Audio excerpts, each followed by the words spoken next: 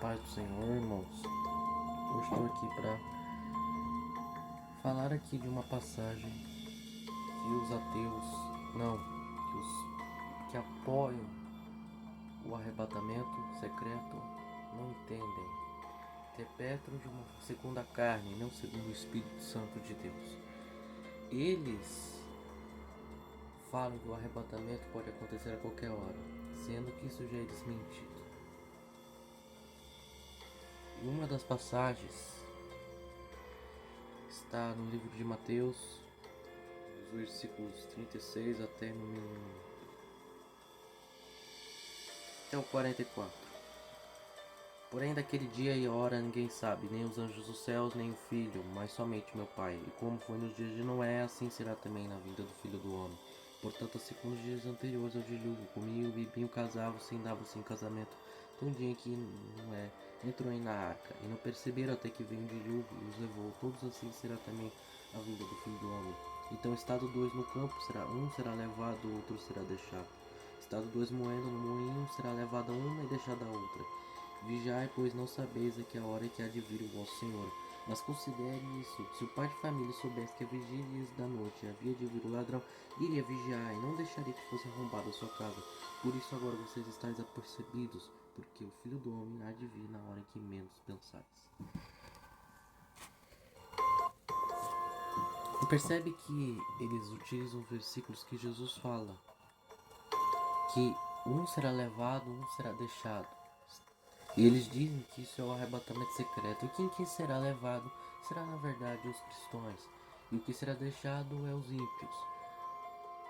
Mas isso é o contrário. Se tu analisar o contexto, Jesus deixa claro que Jesus deixa claro que ele virá secreto, não para os seus fiéis, mas não virá de surpresa para os seus fiéis. E a vinda de Jesus não será secreta, mas será visível e público. Porém, a volta de Jesus não será de surpresa para os seus fiéis, mas será para os que não creram, não receberam a marca da besta. Para esses, o dia do Senhor como ladrão. E será para esses. Por causa disso que Jesus disse: vocês agora estáis apercebidos, porque o Filho do Homem virá em a hora em que menos imaginam. Eles dizem que Jesus, os levados, são o arrebatamento secreto, sendo que ao contrário. Se analisar o contexto, Jesus fala: e não perceberam até que vem o dilúvio e os levou. Todos assim será também a vinda do Filho do Homem. Veja que Jesus fala que assim no dia, e não perceberam até o dia do dilúvio, levou todos. Ou seja, aqui Jesus está dizendo, ou seja, quem foi levado no dia do dilúvio? Ou seja, quem foi levado?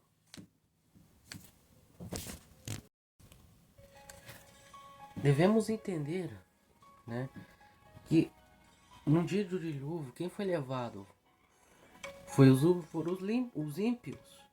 Porque o dilúvio levou os ímpios, mas não foi. Ele foi deixado. Esse sofrimento foi deixado.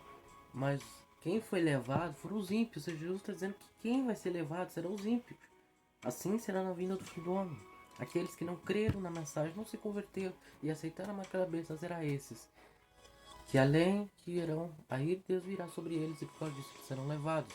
Então, na verdade, é o justo ficar. Isso, né? E claro, aqueles que aceitarem a marca da besta, esses aceitaram a marca da besta, não creram na mensagem, não se converteram, esses não creram nas palavras de Jesus, em todas as palavras de Jesus, esses que não se arrependeram serão levados, sendo que é o contrário.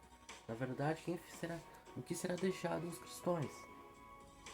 Então, é lógico que essa passagem é mal interpretada, porque o contexto é claro, o levado é o condenado. Então, diante dessa passagem, já desmente aquela entrevista dos pré-cristãos em afirmar que isso está falando do arrebatamento secreto, sendo que não é assim. E em outros versículos. E ainda, em Lucas, no capítulo 17, no versículo 26, eu vou ler aqui.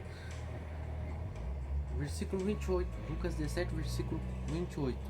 E como também da mesma maneira aconteceu nos dias de Ló, quando um bebiam, compravam, vendiam, plantavam e identificavam. Versículo 29. Mas o dia em que Noé saiu de Sodoma choveu do céu fogo e enxofre, consumindo a todos. Assim será um dia em que o Filho do Homem que irá se manifestar. Naquele dia, os que estiverem no telhado tendo... Tá. Jesus fala. Olha só, Jesus fala. Lembrai-vos das palavras da mulher de Ló. Qualquer que por salvar sua vida, perderá. E qualquer que perder, salvará. No versículo 34 de Lucas 17. Digo-vos que naquela noite estarão dois no campo. Numa cama, um será tomado e outro será deixado. No versículo 35. Duas estarão juntas moendo, uma será tomada e outra será deixada. Versículo 36. Dois estarão no campo, um será tomado e outro será deixado. Percebe que Jesus fala, na verdade, que ele cita um pouco antes. Ele fala que assim será também nos dias de Noé e também ao dilúvio. Ou seja, quem foi levado no dia de Sodoma e Gomorra e no dia de Noé foram justamente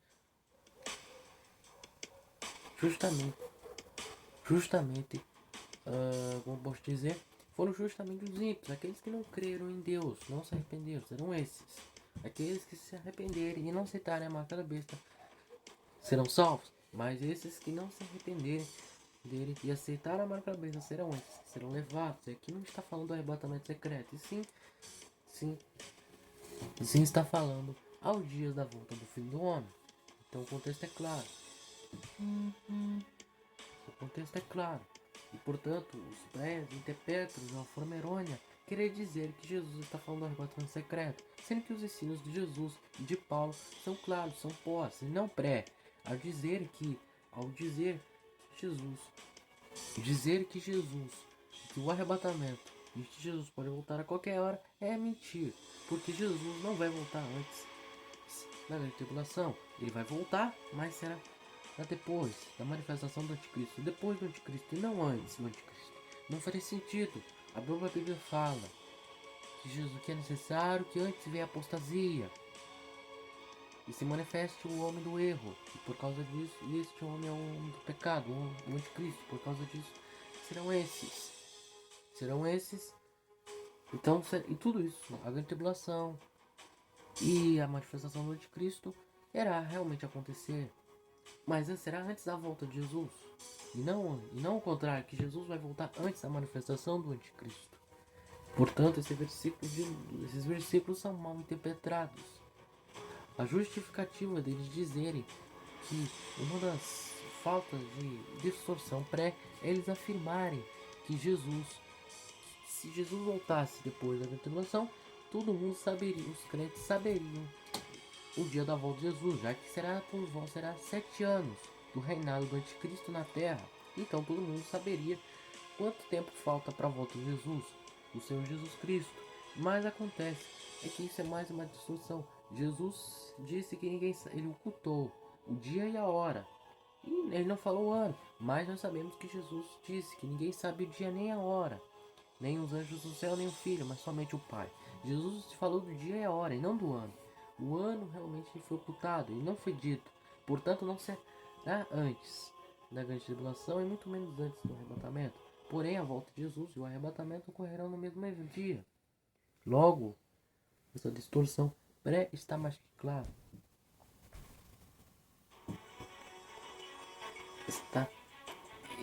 Então, lógico que ninguém sabe o dia nem a hora, e pode ser qualquer dia. Aí, quando a grande tribulação estiver terminando. Mas o ano, né? Obviamente Jesus não citou o ano, mas ele falou que o dia e a hora ninguém sabe. Portanto, pode acontecer qualquer hora. Mas no sentido da grande tribulação, não está falando necessariamente do arrebatamento secreto. São os versículos que eles utilizam para justificar o arrebatamento secreto, sendo que não. Ali não, Jesus não fala em nenhum momento no Sermão da Montanha, dando a entender no seu sermão, Jesus em nenhum momento dá a entender que ele está falando do arrebatamento secreto. As passagens deixam claro. Então, esse ensino pré completamente sem fundamento bíblico, Mas claro que existem cristãos sinceros, mas sinceramente, eles, para seguir eles sinceramente não querem, não são crentes que querem passar por tribulação, porque eles acham que se eles sofrerem perseguição, eles, por amor a Cristo, eles perderão suas fazendas, perderão tudo.